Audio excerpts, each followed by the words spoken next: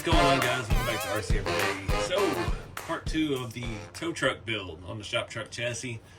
Did a little stuff off camera, getting the body fitted up. We still got a little bit of work to do with that. I'll show you more of that later. I've just been scrounging around trying to find enough stuff to make a front suspension so I don't have to buy any more stuff. I've got here, these are some old TAO2. Shout out to my buddy Rob Gunning.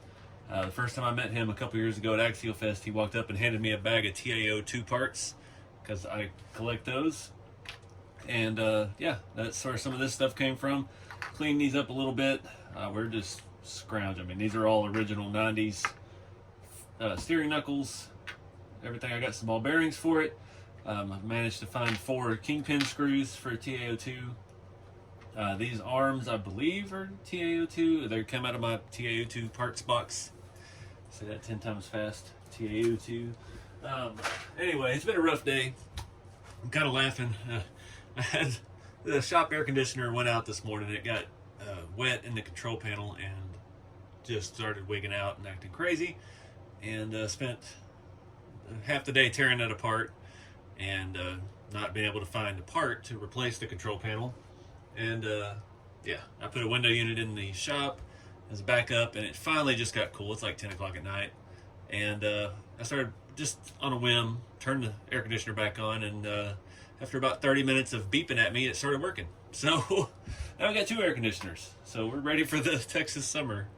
But anyway, off topic, sorry. I was listening to the Grand Theft Auto Vice City soundtrack. I found that on my computer from years and years ago, and that is hilarious. So I've got a set of leaf springs. These are Hobby Park. These are in the Amazon store.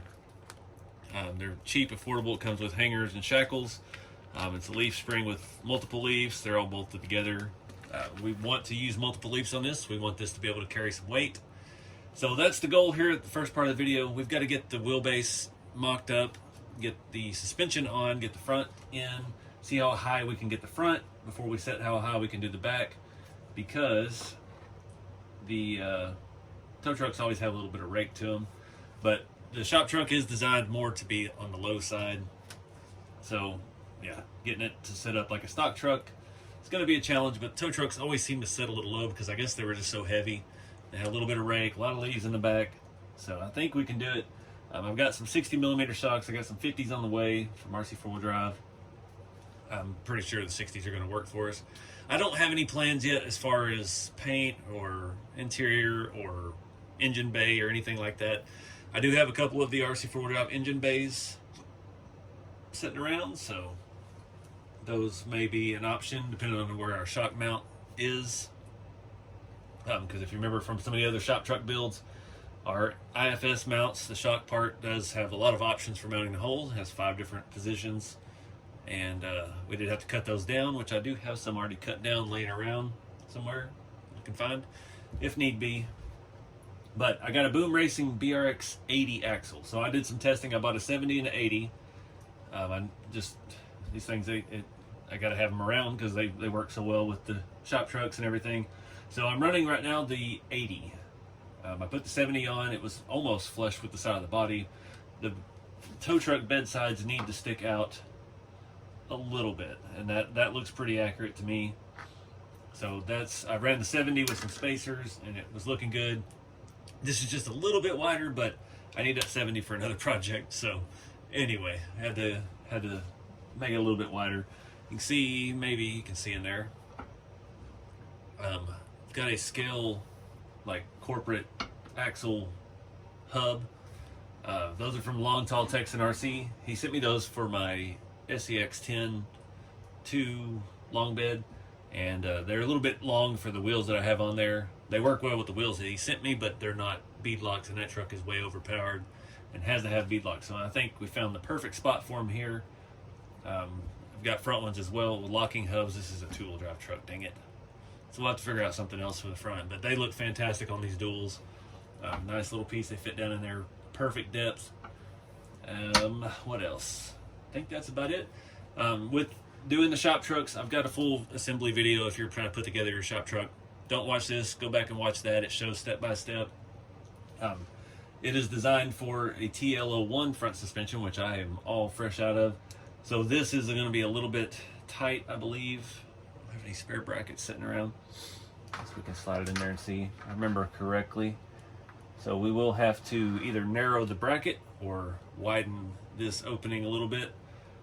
Typically the TL01s have a wider gap here on the A-arm, and you can put spacers in there to shim it forward and reverse to help get your wheelbase where you need it to be. So it's a little bit more challenging using this, but I'm trying to use stuff I've got. Piecing all this together. I do have some TL01 arms actually, hot racing, so we actually could swap those on, do the fancy arms. I think these knuckles will work. They look pretty dang close. So there's always room to wiggle. We can file those down. The spindle mount thing, whatever you can call it, the C hub. I've heard everything called 100 different things, so that's an option because that will make it mounting to our truck easier and give us more versatility with the wheelbase. And they're nice shiny aluminum parts.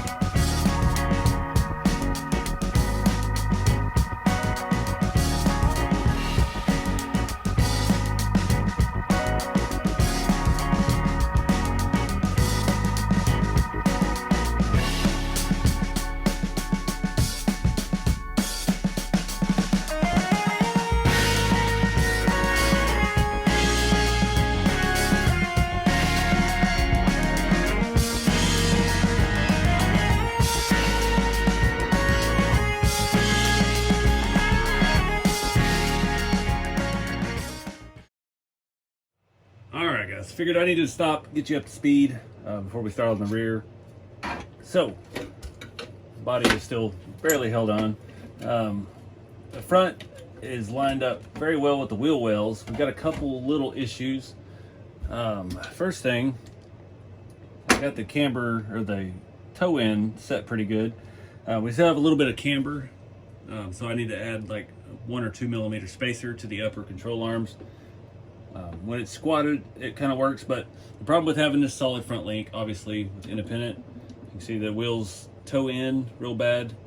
This is not going to have a whole lot of flex because being a 2-wheel drive tow truck, so we're just kind of basing it off of ride height. Once we get the body and the bed built, all the weight on it, electronics, interior, then we can come back and adjust. We may have to stiffen the springs. We may have to adjust the toe in with that, change the camber. We'll just have to see how it rides. So right now we're just trying to get it up and rolling. I'm pretty happy with the height of it. I'm surprised actually how narrow these are. I mean, these are dualies, so they are made that way.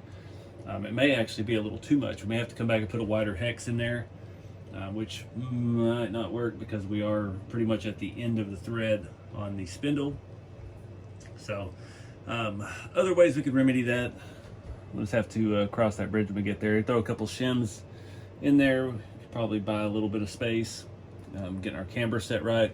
Should look good. Like most of the tow trucks, so the duals are in just a little bit more than normal because of the way that they are. If you've seen a 1 ton dually front thing, it's got the disc brake usually, and then it's got the giant spindle thing that sticks off with the wheel studs on it. So real quick, I did want to address tires and wheels. These are the RC 4-wheel drive 155 duals. I mentioned before, these were actually designed by Long Tall Texan, my friend Harry. They came in 155 and 17s. I need 17s for this, and I cannot find them anywhere. He was just searching desperately for a set of 17s for a build. They're very rare. They're hard to come by. People aren't letting go of them, I guess. So I definitely want to run a taller tire. This is a 155 dirt grabber. These are super short. I already got the rear tires in 17. I actually have the front tires too. Then they used to be a semi tires, good street tread. The rears, I've got some Lesu, like block treaded, all-terrain looking rears. Be perfect. They're tall and skinny. Just got to find the right wheels for them, but figured I'd mock it up with this. I'm assuming the 17s have the same offset as the rear. If they don't, well, then we can come back and change the axle, change the spacing. We could go down to a 70 if we needed, but I'm pretty certain it's probably the same. Knowing RC4 drive pretty well, and yeah, I can see that being basically the same offset, just a little bit bigger. So I've taken this rear cross member loose. The shocks are in not the highest position, actually. These are 60 mil, so I'm pretty happy with that ride height. So now we're gonna look at the rear. I'm gonna figure out which holes to mount the hangers in. So with the shop truck kits, we do have to add a couple millimeter spacer on each side to get the leaves tracked how they're supposed to be. One thing I do not like, these leaves are torqued a little bit for some reason. You can see they're both tilted the same direction. We could probably fix that with some pliers, but I don't know why they're like that. They're not wanting to stay, but I do have a set of the RC 4-wheel drive, the super scale leaf springs. I just got them out and looked at them. They unfortunately are not only super scale, they have like 5 or 6 leaves and they're packed and they're bound and everything, but they're narrower.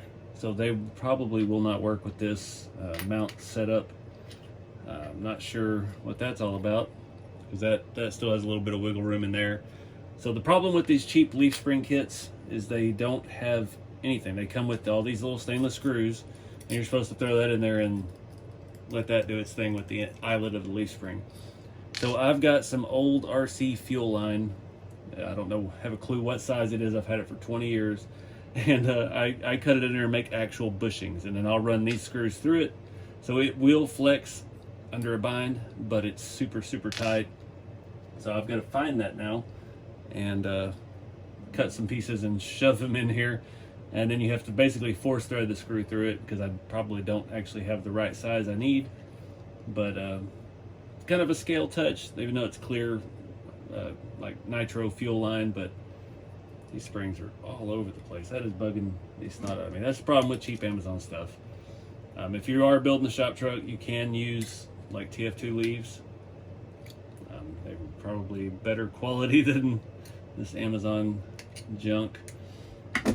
But I've used these leaves on all the shop trucks. The Blazer back there, both the Scottsdales, and yeah, they do work out. These hangers have a little bit of play in them. I don't know yet. It all depends on the height. We may switch out the TF2 shackles. These may be too tall. These may be perfect. We just gotta wait and see. So anyway, let's get going again.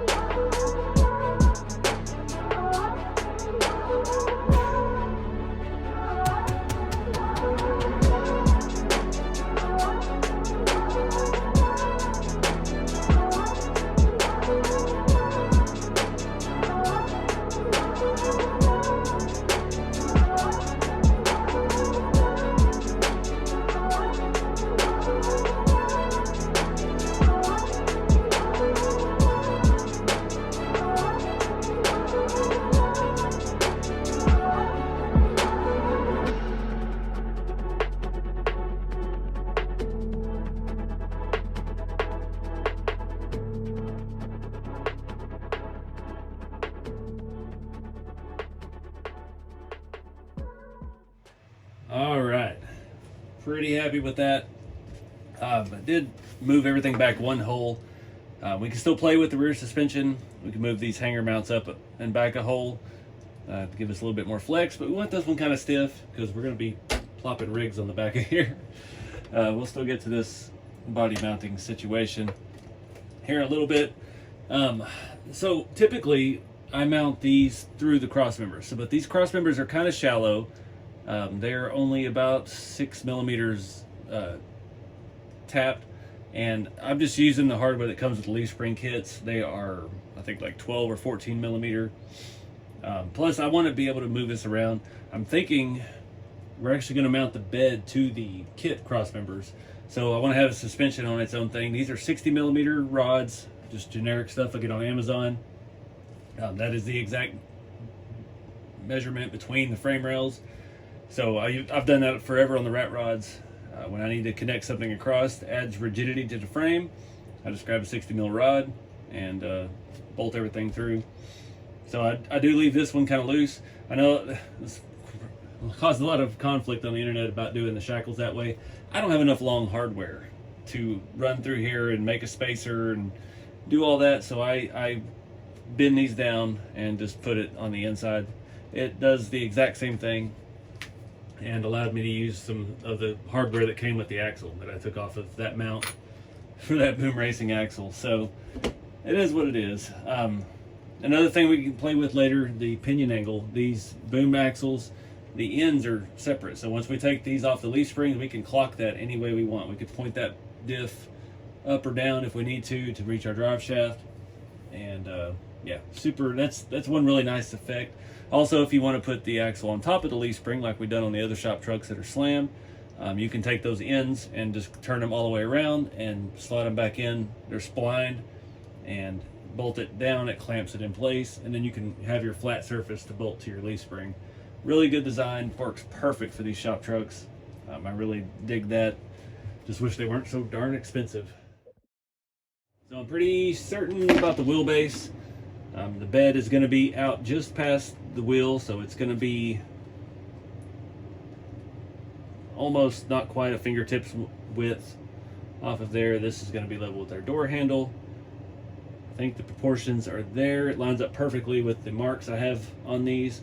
Like I mentioned before in the previous video, when the time comes to actually cut this, I don't want to cut this now because we haven't built any of the bed. And if we cut that and we only have this little strip here, this is going to be floppy.